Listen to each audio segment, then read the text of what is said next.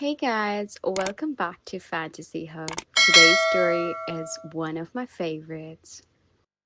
It was a Tuesday afternoon in October when my life changed forever. I was hunched over my laptop in the library's rare books section, surrounded by towers of research materials when I spotted it, a first edition of Tropical Symbiosis, the dance between flora and fauna, the holy grail for my thesis research. I'd been hunting for this book for months. I practically lunged for it, my fingers just brushing the spine when another hand appeared soft, with painted nails the color of butterfly wings. Our fingers touched for a split second, and I swear I felt electricity shoot up my arm. "Excuse me," I said, trying to sound authoritative, but probably coming across as a territorial squirrel. "I need this book for my research." The woman attached to those beautiful fingers looked up at me with the most striking hazel eyes I'd ever seen. Her dark hair was pulled back in a messy bun, and she wore a vintage band t-shirt that somehow made her look both approachable and intimidatingly cool. "So do I," she said, her voice carrying a slight accent I couldn't quite place. "I'm researching pollinator behavior patterns, and this book contains the only comprehensive study of orchid-butterfly relationships in Central America." I blinked. Someone else who actually knew what this obscure academic text contained. In 5 years of graduate school, I'd never met another student who could even pronounce half the species names I worked with. "Well, I'm studying mycorrhizal networks and tropical ecosystems," I shot back, and Chapter 7 has the only documented case of fungal mediation in pollinator attraction. She raised an eyebrow, clearly impressed despite herself.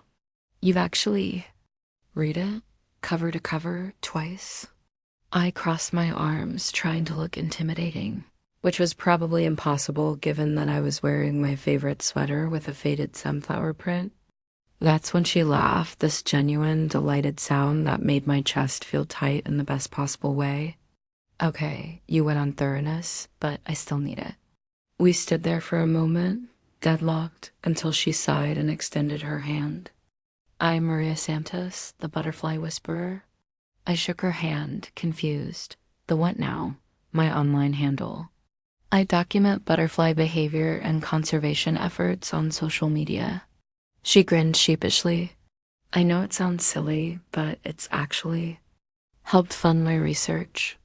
"Nora-chan," I replied, still processing the fact that this beautiful, intelligent woman was apparently some kind of social media influencer. And it doesn't sound silly. It sounds clever. That's when she made the suggestion that changed everything. "Look, we both need this book. The cafe downstairs has decent Wi-Fi and terrible coffee. Want to share it for a few hours?" I should have said no. I should have stuck to my rigid schedule, my carefully planned research timeline, my rule about not getting distracted by intriguing women with butterfly metaphors. Instead, I heard myself saying, "Okay, but I'm buying the terrible coffee." The rain started falling as we settled into a corner booth at the campus cafe, the precious book open between us like a bridge we were both afraid to cross. Maria immediately flipped to the orchid section, her fingers tracing the detailed illustrations with an almost reverent touch. "So you're telling me you study butterflies the way I study plants?" I asked, trying to keep my voice casual while watching her delicate fingers dance across the pages. She looked up at me with those impossible eyes, and I felt something shift in my chest. Not just study, I speak to them. The butterfly whisperer, they call me online. I couldn't help but scoff, though I felt my cheeks warming. There was something about her confidence that was both magnetic and dangerous, like standing too close to a flame. "You speak to butterflies?" "In a way, yes." She leaned forward, and I caught a hint of her perfume, something floral and wild, like jasmine after rain. "I study their behavior patterns, their migration routes, their mating rituals. I've learned to predict where they'll be, when they'll emerge, what they need to survive." It's like having a conversation just without words. The way she talked about her work with such passion and intimacy made my pulse quicken. I'd never met anyone who understood the deep connection between researcher and subject the way I did. Most people thought I was crazy for talking to my plants. That's actually beautiful, I admitted, then immediately felt exposed. I wasn't used to sharing my softer thoughts with strangers. What about you? She asked, closing the book momentarily and giving me her full attention. What's your relationship with plants? I hesitated. This was always the moment when people's eyes glazed over, when they realized I was just another boring science nerd who spent more time in greenhouses than at parties. But something about Maria's genuine interest made me want to try.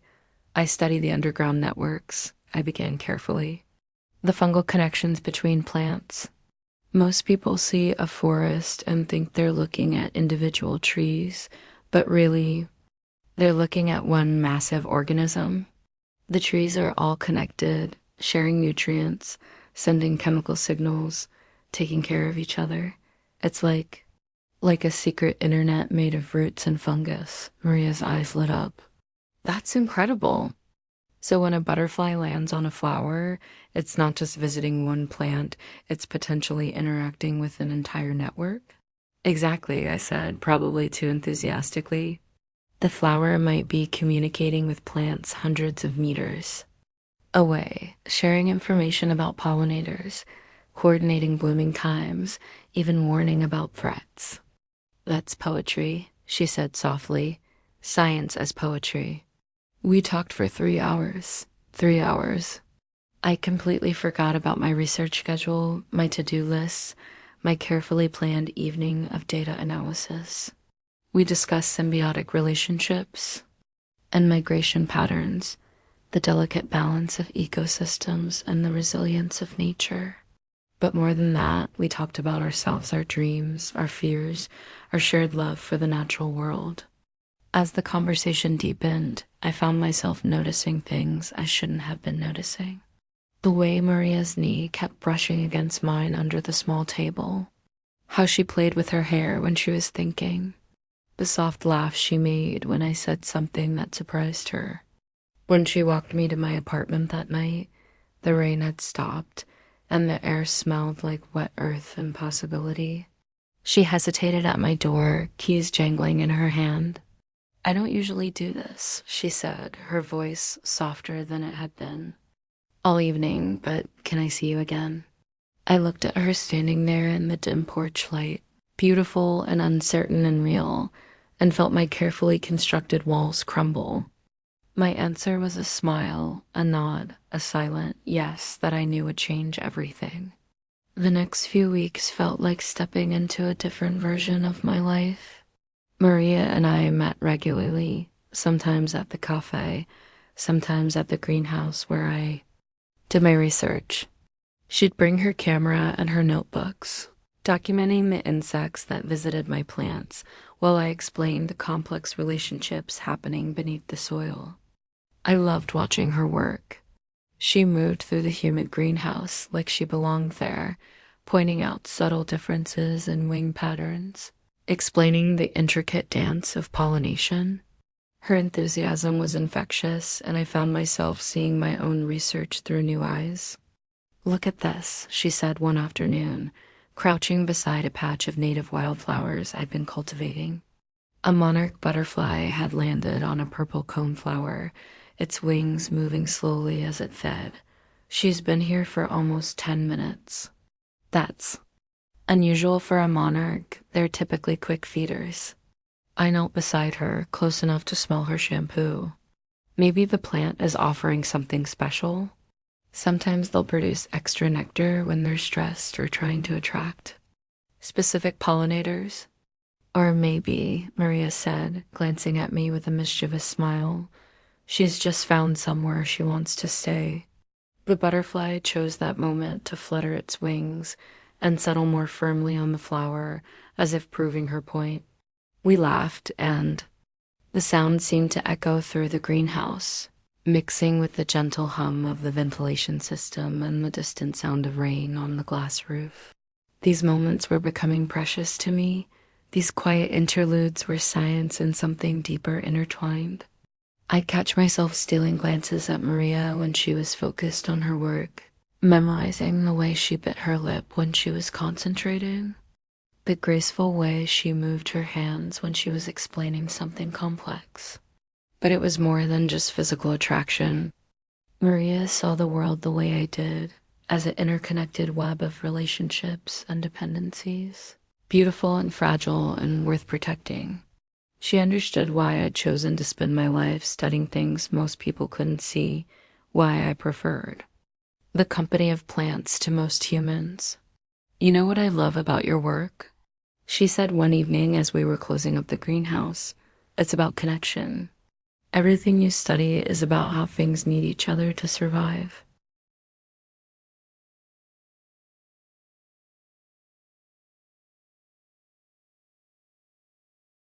What about yours? I asked, genuinely curious.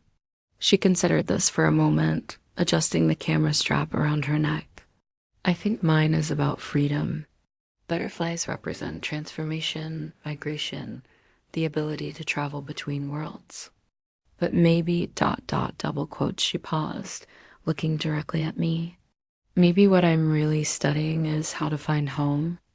The weight of her words settled between us like a butterfly landing on an outstretched hand, delicate, significant, and slightly terrifying. I wanted to respond, to say something equally meaningful, but the moment felt too fragile to risk with words. Instead, I reached out and gently brushed a piece of pollen from her cheek. Her skin was soft and warm, and for a heartbeat, neither of us moved.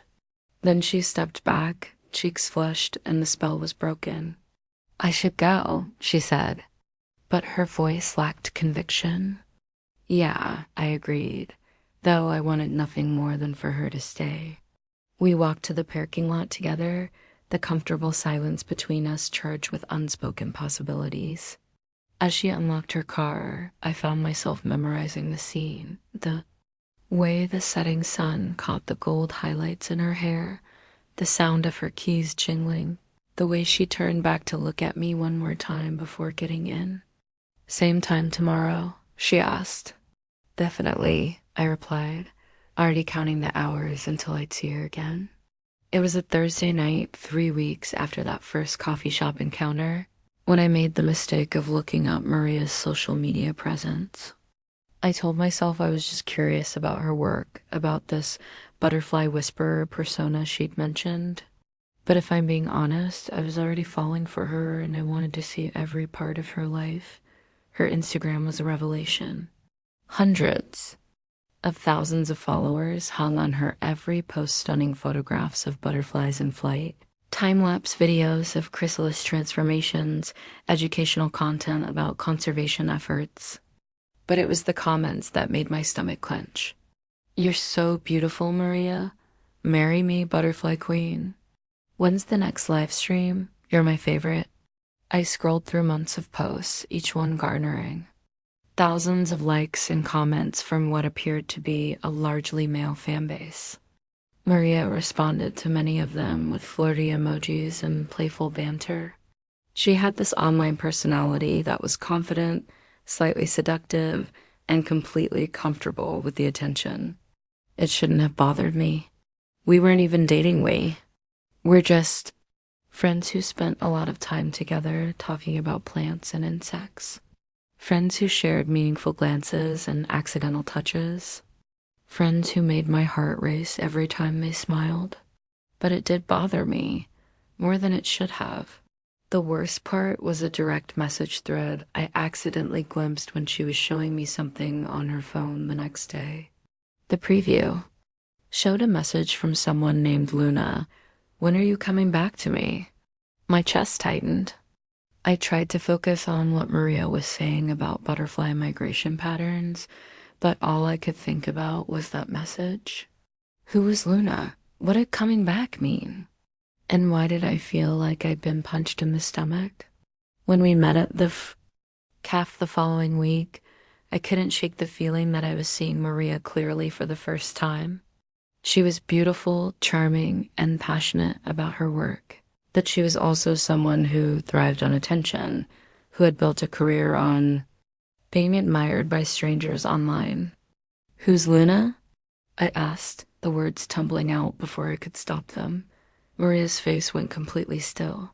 She set down her coffee cup with deliberate precision. What, Luna? I saw the message preview on your phone yesterday. For a moment, Maria looked genuinely surprised, then defensive. You were looking at my messages? I wasn't looking. I saw it accidentally when you were showing me that video. She sighed, running her hands through her hair. Luna is an old fling. It's nothing. You're ancient history. But something in her voice didn't convince me. Maybe it was the way she couldn't quite meet my eyes, or the fact that she called it ancient history rather than just saying it was over. Nothing? I pressed. Because the message seemed pretty current. Look, Maria said, her voice taking. On an edge I'd never heard before. I don't know what you think is happening here, but we're not.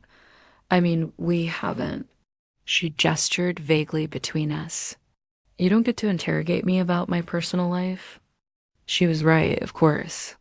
We hadn't defined whatever this was between us. We'd never even kissed. But the dismissal stung more than I expected. You're absolutely right, I said, standing up and gathering my things. I'm sorry I overstepped.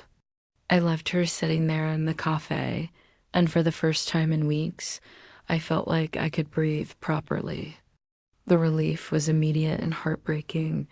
I'd been holding my breath around her for so long, waiting for something that clearly wasn't going to happen. We didn't speak for a month. A whole month? I threw myself into my research, spending 18 days in the greenhouse, analyzing soil samples, writing grant proposals. Anything to keep my mind off Maria and her butterfly eyes and the way she'd made me feel like I was part of something magical. I told myself I was better off without the distraction, that I'd been right to keep my distance from complicated relationships, that Maria was exactly the kind of person I should avoid, beautiful, charismatic, and surrounded by admirers who probably understood her world better than I ever could. That late at night, when I was alone in my apartment, I'd find myself scrolling through her social media posts, watching her latest videos and wondering what might have been if I'd been brave enough to tell her how I felt instead of running away at the first sign of complexity. Sometimes the universe has a sense of humor, or maybe it's just cruel. Either way, 3 months after our falling out, I found myself staring at an email that made my heart stop. Research expedition assignment, Costa Rica Butterfly Conservatory. The message detailed a week-long research collaboration between the university's botany and entomology departments, focusing on tropical ecosystem relationships. As a graduate student studying mycorrhizal networks, I'd been selected to represent the botany department. The entomology representative, Maria Santos. I stared at the email for a full 10 minutes, my cursor hovering over the reply button. I could decline. I could make up an excuse, say I was too busy with my thesis, find a reason to avoid what was clearly going to be the most uncomfortable week of my life. But this was also the opportunity of a lifetime. The Costa Rica Butterfly Conservatory was doing groundbreaking work on pollinator relationships, and the research station was located in one of the most biodiverse regions on Earth. My career prospects aside, this was exactly the kind of work I'd dreamed of doing since I was an undergraduate. I accepted the assignment and spent the next 2 weeks alternating between excitement and dread. The flight to San Jose was turbulent, which felt appropriate given my emotional state. I spotted Maria in the airport, her camera bag slung over her shoulder, looking effortlessly beautiful in hiking gear. She saw me too, and for a moment, we just stood there in the crowded terminal, unsure how to navigate this new dynamic. Hi, she said finally, approaching with careful steps.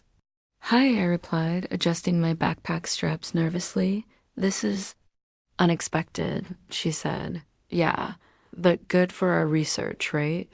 Professional collaboration and all that. She nodded, but I caught the flash of something else in her eyes hurt, maybe, or disappointment. Right, professional. The bus ride to the research station was 2 hours of stunning scenery and excruciating small talk. We discussed logistics, research goals, and the weather, carefully avoiding any topic that might venture into personal territory. Other researchers chatted animatedly around us, but Maria and I sat in our own bubble of polite distance.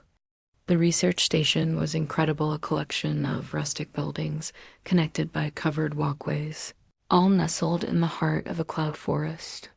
Our accommodations were basic but comfortable, and I was relieved to learn that everyone had private rooms until the administrator handed us our key. Room 7, she said cheerfully. You'll be sharing, but don't worry, there are 2 beds. Maria and I exchanged glances. Sharing? I asked. Oh, yes, we always pair up researchers from collaborating departments. It encourages cross-disciplinary discussion. You'll find it quite productive. I wanted to explain that this was a terrible idea, but Maria and I had a complicated history that would make sharing a room supremely awkward. But how do you explain that you're in love with someone who probably thinks you're an uptight, jealous academic without sounding like an uptight, jealous academic? Great, Maria said with forced enthusiasm. Roomies? The room was small, with 2 twin beds, separated by a narrow walkway and a single window that looked out onto the forest canopy. Maria immediately claimed the bed by the window, dumping her bags and pulling out her camera equipment. I took the other bed and tried to pretend that being in such close quarters with her wasn't making my heart race. So, I said, desperate to fill the silence, what's your research plan for tomorrow? Maria looked up from her camera, and for a moment, I saw a flash of the easy warmth we'd once shared. There's a section of the forest where they've documented some unusual butterfly behavior. Monarchs staying in one area longer than they should, mating patterns that don't match typical migration schedules. I wanted to see if there's something about the local flora that's influencing them. That's fascinating, I said, and meant it. I'm focusing on the fungal networks here. They're incredibly complex because of the biodiversity. But if there's something affecting butterfly behavior, it might be related to plant chemical signals transmitted through the mycorrhizal connections. We should coordinate our data collection, Maria said, then quickly added, I mean professionally. Since we're studying potentially related phenomena, of course, professionally. We spent the next hour discussing research protocols and data, sharing methods, and slowly, the conversation began to feel more natural.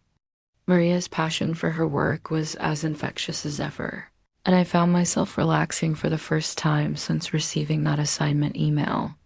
That's when the storm hit. The weather in Cloud Forest is unpredictable, but this storm was something else entirely. It started as a gentle rain that made the forest smell like earth and growing things, but within an hour, it had become a torrential downpour that hammered against our small window and made the trees bend at impossible angles. The power went out around 9 p.m., plunging our room into darkness except for the occasional flash of lightning. Maria had a small camping lantern, which she set up on the narrow table between our beds, creating a circle of warm light in the sudden intimacy of the storm. This is cozy, she said, but I could hear the tension in her voice. Yeah, I agreed, though cozy was the last word I'd use to describe being trapped in a small room with the woman I'd been trying to forget for months. We sat on our respective beds, the storm raging outside, and tried to pretend this wasn't the most awkward situation possible. Maria pulled out her field notebook and started reviewing her research notes. I did the same, though I kept finding myself stealing glances at her in the flickering lantern light. The rain got heavier. The wind picked up, and then, as if the universe had decided we hadn't suffered enough, the temperature dropped about 10 degrees in the span of minutes. Shit, Maria said, wrapping her arms around herself. I didn't pack for this. I was about to offer her my spare sweater when a massive crack of thunder shook the entire building. Maria jumped, her notebook flying across the room, and suddenly, we were both laughing, the kind of nervous, relief-filled laughter that comes when you realize you're in an absurd situation and there's nothing to do but embrace it. Okay, Maria said, still giggling. This is officially the most dramatic research trip ever. The forest is putting on a show, I agreed, feeling some of the tension between us ease. Maybe it's trying to tell us something, she said then. Immediately looked like she regretted the words. I felt my breath catch. Like what? Maria was quiet for a long moment, the only sound the relentless rain and the distant rumble of thunder. When she spoke, her voice was softer than I'd heard it in months. Maybe that we're both idiots who let pride get in the way of something good. My heart started beating so fast I was sure she could hear it. Maria ... I know, she said quickly. I know we said we'd keep this professional, but being here with you, working together again, I can't pretend I don't miss this, miss us. There was an us.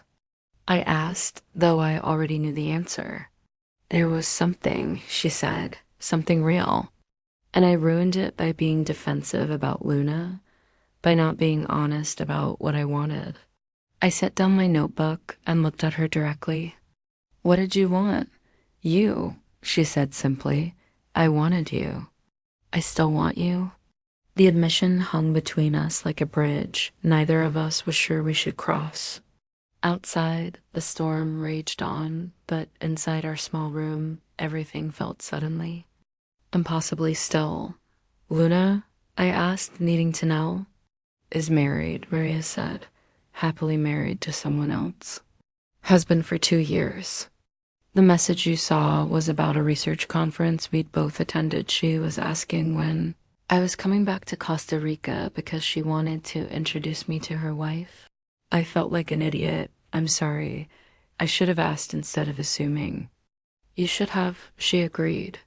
But I also should have been clearer about what I wanted, about what you meant to me. The lantern flickered, casting dancing shadows on the walls.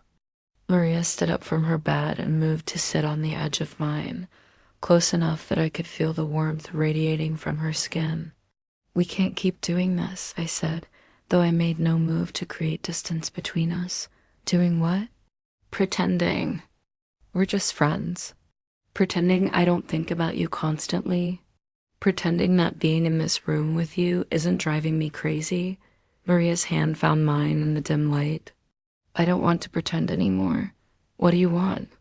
I asked, the question barely above a whisper. I want to stop being afraid, she said. I want to stop running away from things that matter. And I matter? You matter, she said, her voice raw with honesty. God, Nora, you matter so much it scared me. The distance between us disappeared. I don't know who moved first, maybe. We both did, but suddenly her lips were on mine, soft and urgent and tasting like the chamomile tea she'd been drinking. The kiss was desperate, months of longing and regret poured into it, and I felt something inside me finally click into place. When we broke apart, both breathing hard, Maria rested her forehead against mine. I don't want anyone else, she said. I never did. Luna, the social media followers, none of it matters. You're the only one who sees me really sees me. I see you, I whispered back, and I'm terrified of how much I want this. Then let's be terrified together, she said, and kissed me again. This time, there was no hesitation, no careful distance. We fell back onto the narrow bed, a tangle of limbs and whispered confessions. Maria's hands found the hem of my shirt, and I helped her pull it over my head, desperate to feel her skin against mine. Are you sure? She asked, her voice husky. I've never been more sure of anything, I replied, and meant it. The storm continued outside, but inside our small room, we created our own weather system. We made love slowly, carefully, learning each other's bodies like we'd learned each other's minds, with patience, curiosity, and growing wonder. Maria's skin was soft and warm under my hands, and she made these small, delighted sounds when I found sensitive spots that made me feel like I was discovering new species. Afterward, we lay tangled together in the narrow bed, the lantern still flickering between us, and I felt more peaceful than I had in months. Maria traced lazy patterns on my chest, and I played with her hair, both of us reluctant to break the spell. So, Maria said eventually, what happens now? Now, I said, pressing a kiss to the top of her head, we figure it out together. Together, she repeated, like she was testing the word. Together, I confirmed. Outside, the storm was beginning to subside, but neither of us was ready to face the world beyond our small room. We talked until dawn about everything and nothing, our research, our fears, our hopes for the future.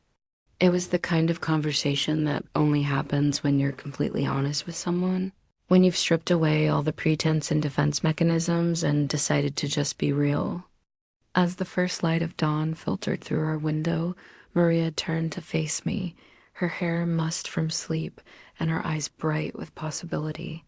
I have a confession, she said. Another one? I may have specifically requested this research assignment when I found out you were going to be here. I stared at her. Seriously? Seriously. I missed you, Nora. I missed us. And I figured being trapped in the rainforest together would force us to either work things out or kill each other. And if we'd killed each other, then at least we would have died in one of the most beautiful places on earth, she said with a grin. I laughed, pulling her closer. You're ridiculous. You love it, she said, and kissed me again. I love you, I corrected, the words slipping out before I could stop them. Maria's eyes widened. Really? Really, I said, suddenly nervous. Is that ... is that okay? More than okay, she said, her smile radiant. I love you too. 1 year later, we were standing in the botanical garden where Maria had brought me for what she claimed was a research collaboration. It was golden hour, the time of day when everything looks like it's been touched by magic, and the garden was at its most beautiful. We'd spent the year figuring out how to blend our lives together, my structured academic world and her more fluid, creative approach to research. It hadn't always been easy. There were moments when my introversion clashed with her social media presence, times when her spontaneity conflicted with my need for planning. But we'd learned to communicate, to compromise, to appreciate the ways our differences made us stronger. Maria had moved into my apartment after the Costa Rica trip, and slowly our lives had become beautifully entangled. Her butterfly photographs lined my walls alongside my pressed flower specimens. Her camera equipment shared space with my microscopes. Her coffee cups lived in my kitchen cabinets, and somehow everything felt more complete. There's something I want to show you, Maria said, leading me toward a section of the garden I'd never visited before. We walked past beds of native wildflowers, through a grove of oak trees, until we reached a secluded area where rare orchids grew in carefully maintained conditions. In the center of the space, illuminated by the setting sun, was a single extraordinary flower, the same species from the illustration in that rare book we'd fought over a year ago. It's beautiful, I breathed, moving closer to examine the delicate petals. It's yours, Maria said. I turned to look at her, confused. What? I mean, it's ours. I've been working with the garden staff to cultivate it. This particular orchid has a symbiotic relationship with a specific type of fungus that only grows in certain soil conditions. It took months of research, too. figure out how to replicate the right environment. I stared at the flower, then at Maria, amazed. You did all this for me. I did it for us, she said, and then, to my complete shock, she dropped to one knee beside the orchid. My heart stopped. Maria, what are you? Nora-chan, she said, pulling a small velvet box from her pocket.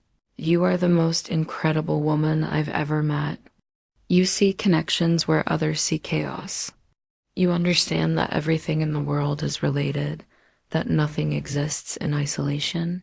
You've taught me that the most beautiful relationships are the ones where two people support each other's growth, where they create something stronger together than they could apart.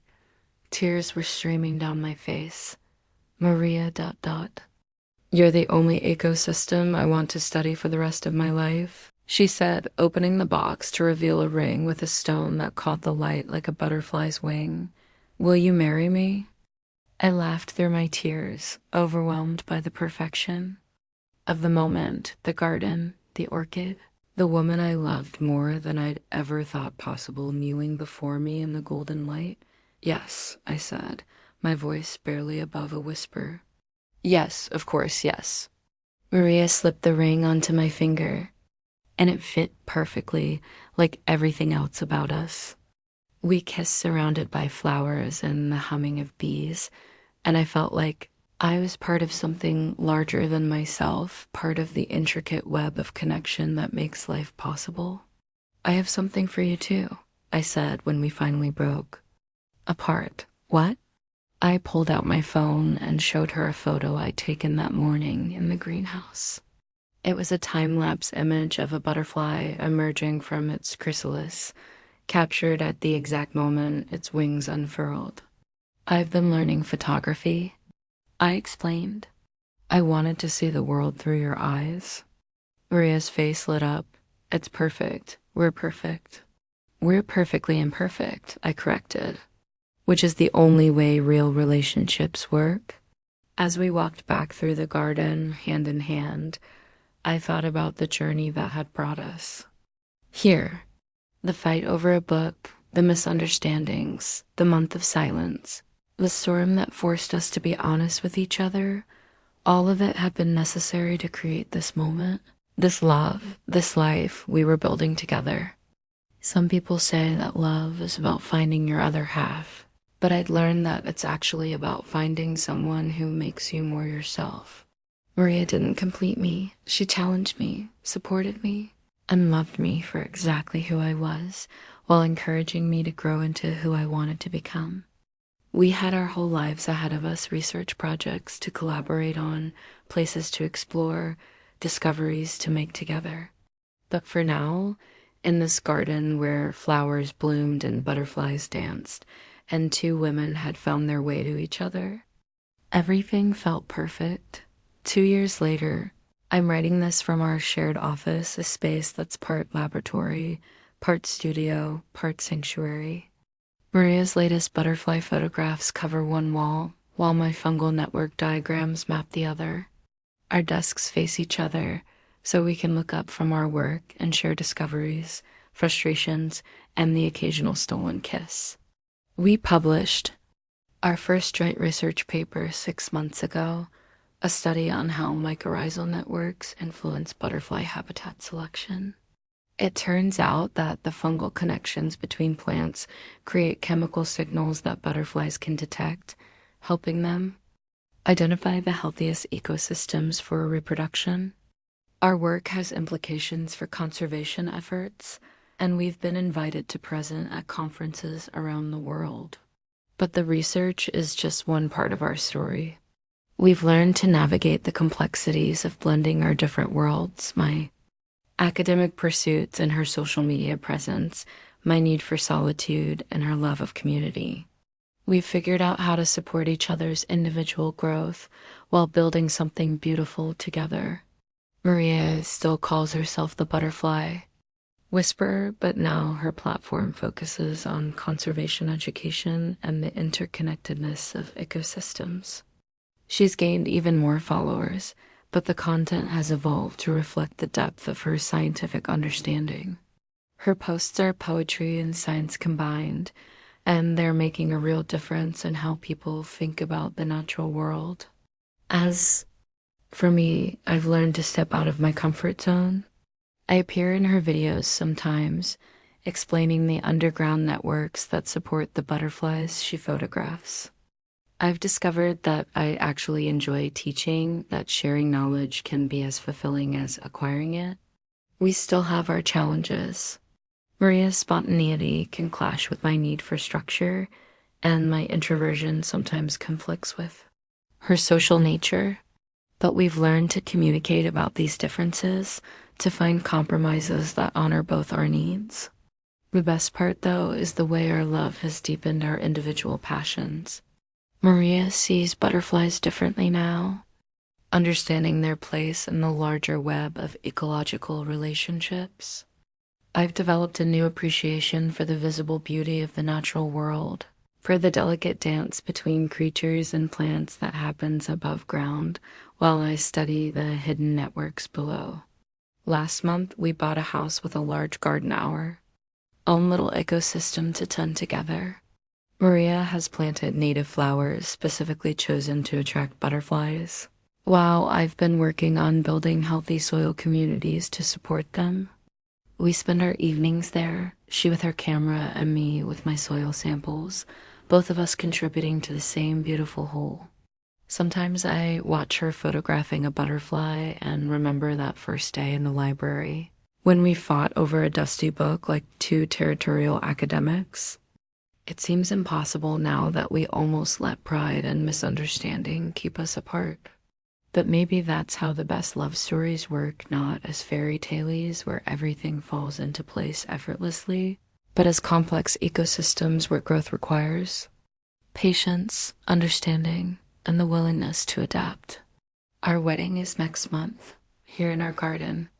We're planning a ceremony that reflects both our passion's native plants and butterfly releases, readings about symbiosis and interconnection, promises to support each other's growth while nurturing what we've built together.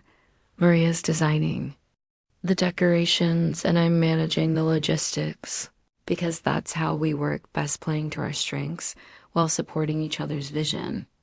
The guest list includes colleagues from both our departments, friends from across the country, and Maria's social media community who have followed our story from the beginning. It's going to be a celebration of love and science, of individual passions and shared dreams. But right now, on this quiet Tuesday evening, with Maria editing photos at her desk and me analyzing soil samples at mine, I'm struck by how perfectly ordinary and extraordinary our life has become. We're just two women who found each other in a library, who learned to love not despite our differences, but because of them, who discovered that the most beautiful relationships are like the ecosystems we study, complex, interdependent, and constantly evolving. Maria looks up from her computer and catches me staring at her. "What?" she asks, smiling. "Nothing," I say. "Just thinking about how we got here." "From a fight over a book to this," she says, gesturing around our shared space. "Not bad for a couple of science nerds." "Not bad at all," I agree. She gets up and comes over to my desk, wrapping her arms around me from behind. "Any regrets?" she asks, a question that's become a running joke between us. "Only that it took us so long to figure it out," I say, leaning back against her. She murmurs, pressing a kiss to the top of my head. "But maybe we needed that time. Maybe we needed to understand ourselves before we can understand each other." She's right, of course. The months of separation, the misunderstandings, even the awkward professional distance in Costa Rica, all of it was necessary to bring us to this moment. Like the mycorrhizal networks I study, some connections take time to develop, requiring patience and the right conditions to flourish. Besides, Maria adds, the best discoveries are worth waiting for. I turn in her arms and kiss her, tasting the chamomile tea she's been drinking and the promise of our future together. Outside our window, the garden is settling into evening. and I can hear the gentle hum of insects beginning their nighttime rituals. Tomorrow, we'll wake up in our shared bed, make coffee in our kitchen, and continue building the life we've chosen. Together, we'll work on our respective research projects, support each other's goals, and probably have at least one argument about something ridiculous like whose turn it is to water the plants. But tonight, in this moment, with Maria's arms around me and our life spread out before us like a map of unexplored territory, I'm overwhelmed by gratitude for the fight that brought us together, for the misunderstandings that taught us to communicate, for the storm that forced us to be honest, and for the love that grew from all of it. Some love stories begin with a fight over a book. Ours began with a butterfly and ended with a garden, a life, and a love that's still growing, still evolving.